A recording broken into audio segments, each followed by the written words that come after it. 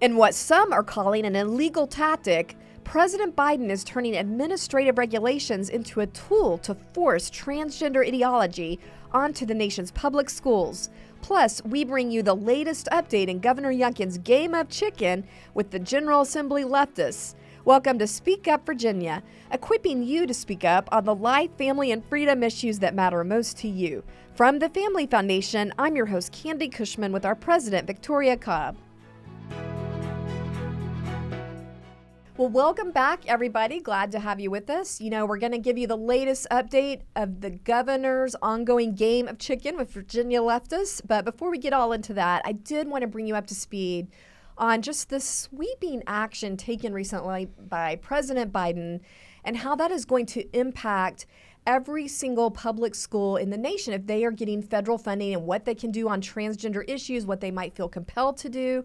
So, Victoria, bring us up to speed. What's going on with that? Yeah, basically what you could say is that the president has basically, rather than working through Congress or going through the court system or the many ways that things actually do change, instead we have him sort of changing the entire scope of what public school, how they will handle issues of transgenderism within their building by going through the rulemaking process. So using rules to force his ideology down all the way into every school from K to college and doing it in every community. Yeah, it really is going to be a sweeping impact because what this is going to impact is the bathroom issue, whether our young girls can expect privacy when they are in the bathroom, changing in their locker rooms, in a dorm room. This can also impact the compelled speech issues with whether our students and our teachers feel like they have the religious freedom to follow their deeply held, religious convictions or conscience on this issue, or whether they can be compelled by the federal government.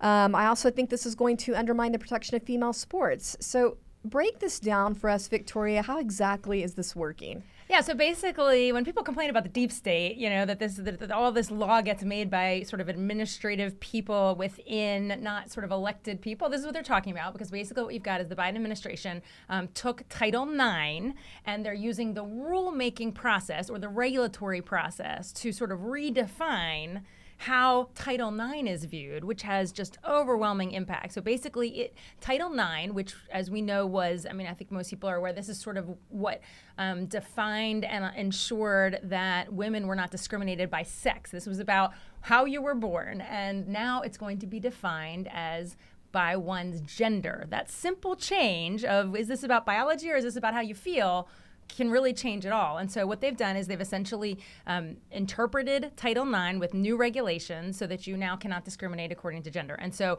gender identity. It's what you think you are, or how you're feeling in the moment. And of course, that's always an issue. How do we define that? We've seen that at the state level, and we've been grappling with these issues. And so you'll hear the media now hailing President Biden as this great hero who's going to do all this protecting of transgender students. And while it might sound nice on the surface, the reality is that this is going to mean that schools, any school, can face the loss of federal funds for any kind of treatment of children by their biology, saying, look, we're only going to reserve bathrooms for girls, actual girls who were born that way. We are not going to have boys compete in girls' sports. Those kind of things are now tied to the money issue, which is sort of like raising the stakes. Yeah, exactly. And you got to understand, if schools don't comply and come into line with this transgender ideology, they can face some real hurt. So just to mention a few scenarios, this could affect universities and the scholarships that they are able to give kids. It's not even just public schools. There are private schools that benefit from federal grants and scholarship programs that can be hurt. At the elementary, secondary level, you could be talking about hurting the school lunch programs, where you can help impoverished kids with their lunches. And we've seen that being used as a tool for intimidation in the past. So I wouldn't put that past them to do that. But there's irony in this because Title IX was originally created, implemented in a way that was meant to protect female sports in particular. Yeah, and this is the thing everybody references when you talk about like what sports does a college have. The reason they have so many girls sports is because of Title IX. It's this idea that we're not just going to have guys sports because they happen to be what guys watch on television and they make all the money. Yeah. This is important. And when we talk about scholarships and distribution of scholarships, Title IX is what's ensured that it's not just guys that get their education based on being able to be athletes, but that girls can actually get an education that is paid for because they've excelled in their field. And this does impact, I think it's really important. You mentioned this is going to be all schools. We just saw in West Virginia this whole thing with these young girls in a middle school. You had a court that stepped in and said a boy can compete as a girl, and these young girls literally they actually protested their track meet because a boy was, going to walk in, and he did walk in and beat all their records. And, this is what we see when this stuff happens, and now he's trying to do this through rules all the way down to every single school. And I think that's great, though. You've got people, though, that are really speaking out, of course. And we would expect no less than Riley Gaines to be jumping into the middle of this. So, yeah, she had really strong words to say about this latest action from the Biden administration. She put this on X the other day. We'll put her post up here for our YouTube viewers to look at. But basically, she said, the Biden administration has just officially abolished Title IX as we knew it. And then she goes on to point out that because of this, you can expect men to have full access to the female bathrooms, locker rooms, dorm rooms, as we were pointing out. And, but I thought her further point was well put, that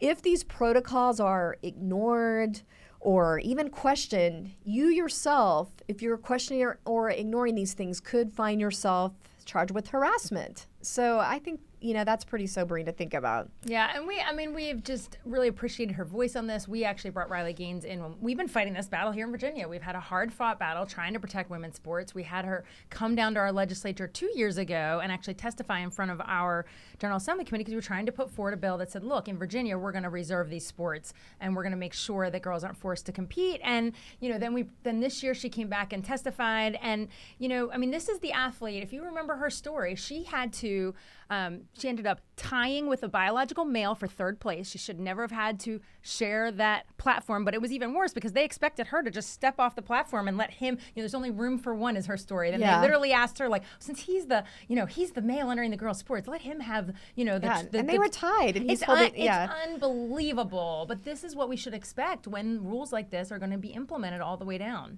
I mean, she literally lost that honor of holding a trophy to a biological male that shouldn't even, in our view, be competing in the first place. And it was just outrageous. Let's just listen to a clip from her explaining that trauma to Virginia legislators. But my feelings didn't matter. What mattered to the NCAA were the feelings of a biological male. In 1972, Congress enacted Title IX to end unjust sex discrimination in all aspects of education, including college athletics. But by allowing Thomas to displace female athletes in the pool and on the podium, the NCAA intentionally and explicitly discriminated on the basis of sex. Although the NCAA claimed it acted in the name of inclusion, its policies in fact excluded female athletes. But that is not all.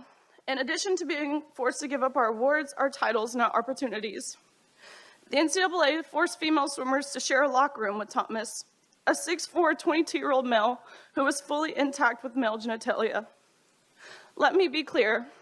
We were not forewarned. We were not asked for our consent, and we did not give our consent.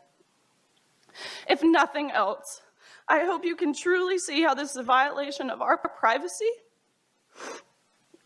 and how some of us have felt uncomfortable, awkward, embarrassed, and even traumatized by this experience. I know I don't speak for everyone. It's impossible to speak for everyone, but I can attest to the tears that were shed on that pool deck by these poor 9th and 17th place finishers who missed out on being named an All-American by one place. And I can attest to the extreme discomfort in the locker room when you turn around and there is a male watching you undress while exposing himself. I can attest to the anger and frustration from these girls who had worked so hard and sacrificed so much to get to this point. Unfortunately, our experiences are not unique. And I think the important thing is that Riley represents so many other people who have been hurt by these policies. I mean, we've mentioned the Roanoke swimmers sometimes on the show and just that whole, this is happening time and time again. And I'm just glad there are some voices stepping forward, because I think they have really moved the public in a lot of ways. Yeah, and I think the bottom line everybody needs to realize is this is the Biden administration openly wielding Title IX, twisting something that was supposed to protect women into now a tool to force transgender ideology, extreme transgender ideology into the schools. So it's being, we saw one commentator saying it's cannibalizing its own policy, the way that they're using it. I don't know if there's any question. And, I think people might be hearing headlines that talk about how Biden's going to release a full plan on sports. Like, it's not like there's more to come, right? And so here's the concern, though. You can't change the word gender in Title IX and it not affect sports, right? So they're trying to have it both ways a little bit. They released this on a Friday morning because they know it goes against public comment. But literally, the current revisions now prohibit discrimination against sex in any education program or activity. So they're trying to I think what they want to do is not have the sports issue be front and center before the election. Yeah. And I think they want to hold that and kind of go, well, this one thing that they know is super unpopular. If you look at any poll in almost every demographic, so even if you look at, polls take apart Republicans and Democrats, they take apart, by race, by age, almost every demographic supports girls' sports being exclusively reserved for girls. So this Biden administration is doing this rule. They want these things to happen, but they kind of don't want to take the heat. I mean, the bathroom and locker rooms isn't too popular either. Right. Letting men invite those spaces. But let's just be really clear what's happening, because I like what Victoria pointed out. The actual policy, the regulation that they're adjusting here, it says it prohibits discrimination against sex in any education program or activity. So think about that, any program or activity. And it prohibits sex discrimination. They have now redefined sex to include gender identity, and you are applying that to any program or activity. So that is broad sweeping. And really, I think any of those activities are vulnerable now, whether you're talking about whether it's in curriculum, bathrooms, sports. I think this one does threaten sports, because that all it really probably takes is for someone to file a lawsuit, a transgender individual to file a lawsuit and say they were discriminated against in the sports program. Yeah. Right? And we have so many states that have already protected sports, and I think that's the hard part. Is we also have a federalism issue here, where it's like you've got the federal government, not even Congress, not even sort of elected representatives, but you've got the deep state passing a rule down, trying to overcome the dozens of states that have already done this, which is a super big problem.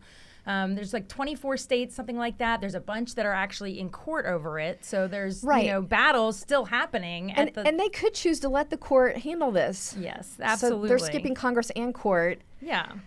So this part that they're doing is supposed to be implemented, I think, by August 1. Yes, the whole rulemaking process takes a long time. So believe me, they would have done this on day one if they could, but rulemaking takes, there's a whole process. So they're finally at the process of here's the final rule, and then it'll go in August 1. Okay, but they said earlier on, they made it clear they wanted to go further than this and specifically target athletics. But as you were saying, they didn't quite have the guts to go that far because they knew it would hurt his election. Yes, I think that's very clear, and I think you can see the discomfort in one of the press conferences where they talk about this. So basically, there's a press conference, and press secretary, she basically comes out and well, I think we should look at the clip. So this is from earlier this year when she was confronted by this. So we'll just play that.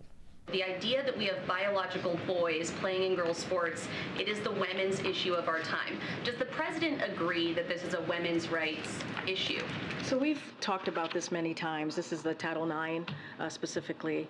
And again, we've talked about this multiple times. It's a complicated issue, and there are a wide range of views on this.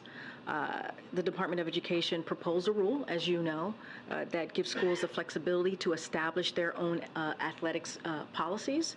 And so while establishing guardrails, right, to prevent discrimination against transgender kids. And that is something that is incredibly important that the president wants to make sure that we also do that as well. So I'm just not going to get ahead of that. As I said, there's a proposed rule Title IX, on Title IX. that the Department of Education has laid out. So I'm just not going to get ahead of that as it relates to the Department of Education. Daughters, does he care that girls are allowed to compete in sports without fear of injury? Does he think it's fair for girls to have to compete against biological males? I just answered the question. It is a complicated issue. It is truly a complicated issue. All right, Victoria, what do you think? Is it that complicated? The only thing complicated is them trying to hem and haw. There's nothing complicated about the issue itself. Actually, what's complicated is that they're running square up against public opinion. That's the only thing that's complicated. No, this is as simple as girls are girls, guys are guys. We know this, and we know that they're made differently, that they compete differently. And the idea that they are trying to make this sound like a complicated issue when it's not. Every girl that's been denied a title by a biological boy can tell you how not complicated it is. Yeah, so I would say that what they are doing is reversing protections for women and students in general. So Victoria, what can be done now? And let me just say, so they have these guidelines coming out, or regulations that have the force of the threat of loss of federal funding, that have come out specifically applying to the things we mentioned, bathrooms. But we know they're going to go even further. They're not going to stop. They're going to go even more of a target to athletics, actually making a more overt ban on schools being able to keep female sports for females. So we know it's not going to stop here. So what can be done to reverse this? What do we do at this point? Because I know people are just hearing this is all coming down to your school starting August 1st. It's going to get worse. So what are our options right now? Where does this go? Well, I think there's a number of things. The first thing is every state working on this should continue working on this and should keep going after protecting girls' sports. We're certainly not going to stop here in Virginia. We're going to keep going because the reality is there's going to be lawsuits, right? This is going to immediately go to court in both directions, I believe. I think quickly you'll see both directions trying to, the other side trying to force the sports issue if they don't move fast enough on the very detailed version of why they want biological boys and girls sports. And I think our side is going to have to put forward some litigation that shows that people are harmed, right? That there's going to have to be, and I think that will happen. So that's all going to happen. But I do think more important than just this exact issue is to understand that all of this is part of why national elections matter, and we are in an election year, and I just think people have to be paying attention. They have to be talking about it, not just about this issue, but also about states' rights and who really allows states to govern over us. The idea that there are candidates that don't want the federal government involved in education. That issue, we should be paying attention to which candidates understand education, understand that should be driven by parents at a local level, that they don't try, the candidates that don't try to tie money to policies that get implemented across the country. So I think people just need to be very zoned in on these things, talking about them. There should be parent outrage, and it should affect decisions we make at the ballot box. It's so important because I don't think people are awake to how what Biden does translates in their local school. So that's so important. But Victoria, so you are saying this regulation could get overturned or corrected by the courts. Yes, absolutely. And it helps if you have a good state law to be able to argue that well, right? Absolutely. Absolutely. Well, as promised, we did want to update you on this ongoing game of chicken with Governor Youngkin and the leftists in the General Assembly.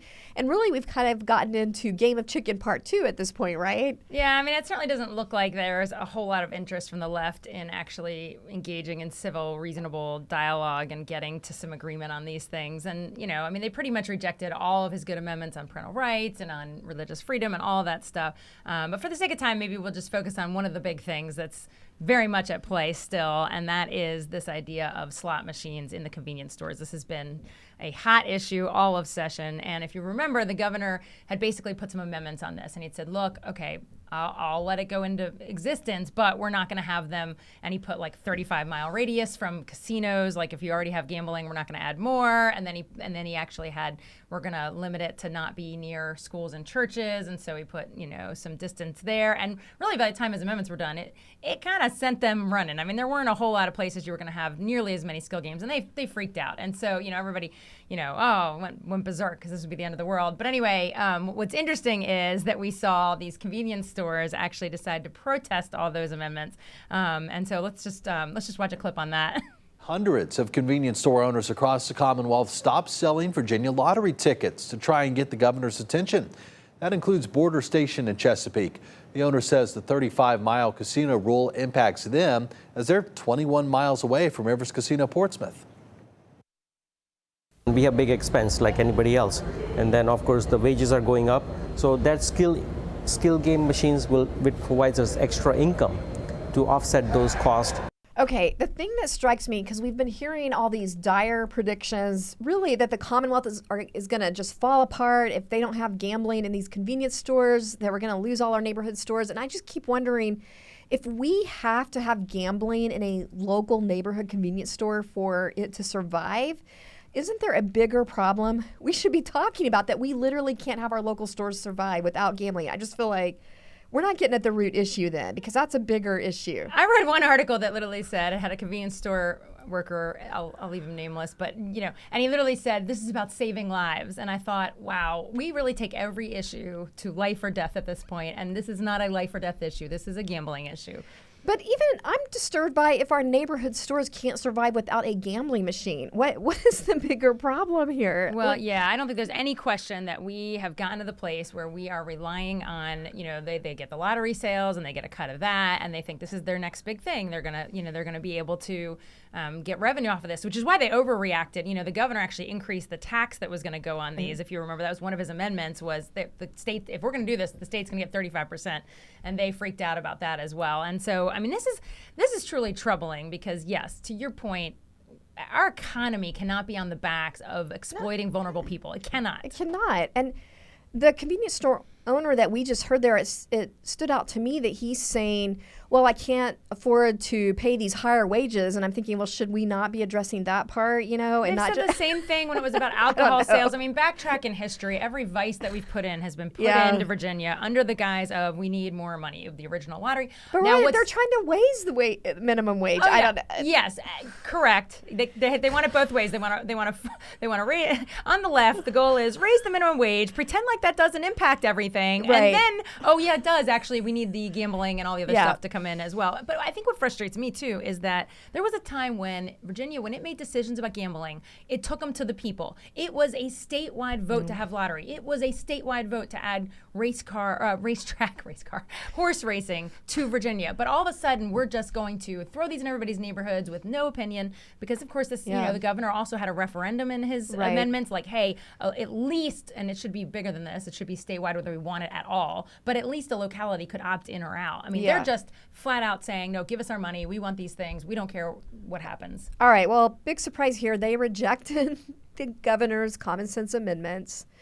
So now it goes back to his desk, and he has to decide whether to veto it or accept what they've done. So, Victoria, where are we at with this?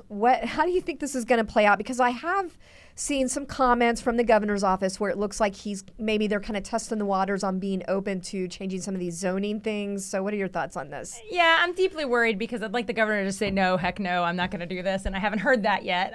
So I think they are absolutely pushing on this, and they're tying it into the budget mess, right? So the other piece that's going on right now for everyone to understand is that there's a budget battle looming. And they basically, sent a budget. The governor sent back well, how about this, with lots of amendments, 200 amendments, and then they said, no, we're not even interested in entertaining that. We're going to start all over. And so there's been this big budget battle, and of course, as I mentioned, a piece of the skill games fight is the percentage that the state will get. And so I am concerned that in this negotiation over the budget, skill games will become a piece that is make or break, and that's not what we want to see. Where's this going to go now with the budget? What kind of positioning are we seeing with this? What's at stake, and what are you paying attention to? Yeah, I mean, the challenge is eventually, right? Like if you're running opposite directions at each other, the challenge is who's willing to shut down government over it, right? Somebody either has to compromise, or eventually Virginia's government shuts down, and nobody wants to be on the side of shutting down government. Now, one would think it'd be good PR for Governor Youngkin to be like, they're trying to shut it over increases, tax increases. Right. They want to shut down government because they desperately want to raise your taxes, and we don't need to do that. But he knows the media doesn't carry our side of the story very well, and so he knows that usually anytime there's a government shutdown, somehow conservatives or Republicans are the ones to blame. And so that's the PR battle that is raging, and that impacts who's willing to compromise when. And so, yeah, we're watching this unfold. I hope he does not accept any kind of tax increases. The big conversation right now is that tax revenue is looking a little better, meaning they're taking our money is coming in well. We're spending enough money. They're getting enough sales tax. They're liking what they're seeing, which could mean that this whole thing is sort of for naught, meaning if both sides thought we were going to have less revenue, so they're fighting over that small amount of revenue, but there's actually more revenue, you'd think we could get to an agreement. I mean, we are not in a position where this should be a massive showdown. I hate to say it, but I just am afraid that for the Democrats, they just want to keep grabbing more and more of big government. So I don't know if that's going to appease them. They know they have the majority. They know they have the institutions like the media on their side. Yeah. And so I think a lot of this is get what you can get right now. Right. And it's unfortunate because it puts all of Virginia in a very difficult position. They want expanded sales tax on certain items that don't have sales tax, like in-home services and digital. And there's things that they want to start taxing that we aren't taxing yet. So that's a big battle. I think what you were explaining to me is what you want to kind of watch for is see if they drag this out. What was the deadline, like June 30th? Yeah, or June something? 30th is, they're talking about coming back in May, like mid-May, and looking at another budget, and maybe they'll have something to present to everybody. And we're, of course, paying attention to things like the abortion issue within the budget. There's always this issue of, are we going to pay for abortions? It's called the Hyde Amendment, but it's just, that are low income, life of the mother, rape, incest, some of those, all that stuff that is, and are we going to pay for fetal abnormality abortions for low income women? I mean, that's the stuff we're paying attention to, because for years and years and years, everyone sort of agreed, like, look, you can agree or disagree on abortion. That's sort of the public debate, but we shouldn't have to pay tax dollars. And we've been back and my understanding is the majority of states do limit taxpayer dollars Correct. paying for abortion, so that would bring us in line with that. Yes. So that would. Yes. Okay. So, but if they delay this and they refuse to come up with some kind of reasonable budget, that could really be difficult if we're looking at a government shutdown in July. So that's what to watch for. We have our eyes on that Hyde Amendment, looking at the pro-life issues in this. Okay, well, this reminds me, on Veto Day, we saw a return to some of this hyperbolic, extreme language trying to, call people bigots if they just disagreed with the left at all. We saw a return to that kind of vitriol on the House floor and other debates happening on Veto Day. And so I thought, just as an example, we would listen to a clip of that. But there was this one delegate, particularly around the context of the SHIELD laws. Governor Youngkin vetoed laws that would basically shield Planned Parenthood abortion-type doctors that were going to be performing abortions from any kind of accountability, basic accountability. They've now got legal immunity, if they are performing this on someone from a state where abortion is more heavily regulated. But it's the way it was written, it was so broad, it just felt like pretty much, wouldn't you say, shield law for pretty much. It's everything anybody would ever dream of, to have a completely unregulated anything. Yeah, so you always want to have accountability with a procedure like that. Well, so there was a delegate using some language around that, going back to they're killing us. I think that was one of the statements, that they are killing us, meaning women, because we're trying to actually protect women in the whole abortion issue. Instead, she's saying they're killing us, women are dying, and we're hearing that whole kind of thing. So I just want to play a clip of that. But this is coming from Delegate Candi and King. We cannot afford to wait for the governor to get over his latest tantrum. As I say these words, women are dying. We cannot wait for the governor to be the butt of late night jokes again. Okay, I don't know, Victoria. The governor doesn't really seem like a tantrum kind of person to me, but I think there's a lot of people that are just over this kind of hyperbolic, rhetoric that just keeps coming off the floor. And there were actually responses on our side. Nick Freitas and some others actually reacted to it and kind of went, this is getting old, people. We have a genuine policy difference. This is not anyone trying to kill anyone. This is not, so I think I'm glad that our side is at least responding to it, because when you hear this should not go unchecked, what she said. I mean, the governor is the least person that would be having a tantrum. So it's belittling and not really taking seriously the voters he is representing in coming forth with a pro-life concern, right? Yeah, again, they're trying to minimize. I mean, yeah, if you can take the governor and diminish him to a 2-year-old, then he has less import, and what he says matters less. And it's a very intentional strategy. I mean, there's nothing. This is not sort of half-cocked language. This is literally, they are intentionally trying to make anyone who believes what we believe seem like we should all be hated and that we can't be taken seriously. And that we're out to hurt women. Yeah. So, yeah. We know what the truth is, Victoria. How do people respond to this? What are some basic actions? Now, we know some of this could be changing by the time that you guys see this. That's kind of an unknown. But if this is all still out there on the slot machines and the budget, how can people get involved in this process? Well, I think we just really need to encourage the governor to stay strong. Stay strong on not raising taxes. Stay strong on these slot machines. He really needs to keep hearing from people, because obviously he has not yet said he will absolutely not do this. And so he needs to hear from folks that that's not the way we build an economy in Virginia. That is not the way we get to a flourishing, prosperous place to raise our families. And he just needs to keep hearing that and keep in mind the vision he has for Virginia, which is it's a very different vision than they have, which is raise money off the backs of the vulnerable to fill the coffers with the state so the state can do all these things and intrude in our lives. I mean, it's just two totally different goals. They need to take seriously the people he represents and the viewpoint that our listeners have. So, yeah, if you want to make your voice heard, go to the governor's veto page on our website. That's familyfoundation.org, familyfoundation.org, and it makes it really easy. Just kind of scroll down till you see a place where it lists the slot machine bill and some of these other things that you care about, and you can just, with a click of a button, share your opinion on that. All right, everybody, thanks for joining us for another round of fun, I guess you could call it in some ways, but definitely challenging you to keep making your voice heard. Remember, we are stronger when we speak together.